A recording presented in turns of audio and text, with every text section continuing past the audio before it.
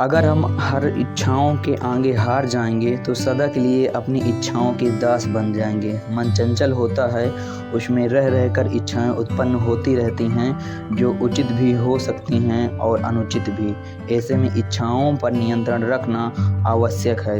सोच विचार कर इच्छाओं के आकलन के उपरांत ही उनकी पूर्ति के लिए कदम बढ़ाना चाहिए, तभी जीवन में सफलता प्राप्त होगी।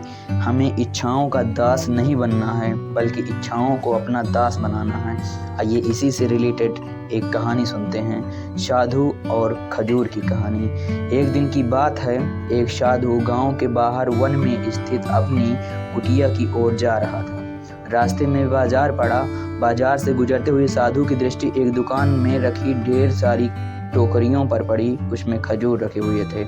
खजूर देखकर साधु का मन ललचा गया। उसके मन में खजूर खाने की इच्छा जाग उठी, किंतु उस समय उसके पास पैसे नहीं थे। उसने अपनी इच्छा पर नियंत्रण रखा और कुटिया चला आया। कुटिया पहुंचने के बाद भी खजूर का विचार साधु के मन से नहीं निकल पाया। वह उसी के बारे में सोचता रहा। रात में वह ठीक से सो भी नहीं पाया। अगली सुबह जब वह जागा तो खजूर खाने की अपनी इच्छा की पूर्ति के लिए पैसे की व्यवस्था करने के बारे में सोचने लगा।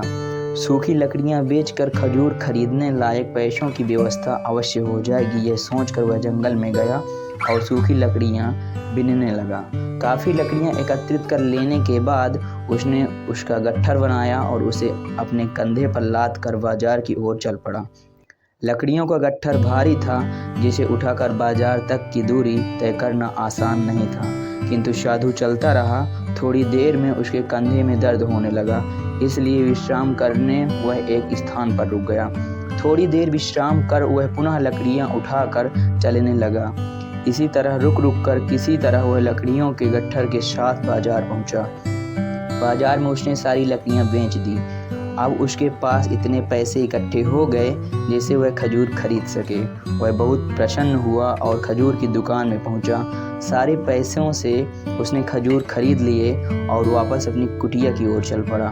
कुटिया की ओर जाते जाते उसके मन में विचार आया कि आज मुझे खजूर खाने की इच्छा हुई, हो सकता है कल किसी और वस्तु की इच्छा हो जाए।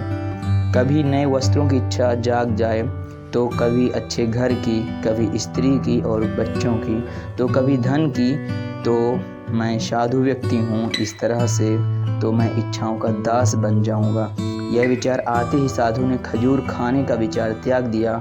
उस समय उसके पास से एक गरीब व्यक्ति गुजर रहा था। साधु ने उसे बुलाया और सारे खजूर उसे दे दिए। इस तरह उसने स्वयं को इच्छाओं का दास बनने से रोक लिया।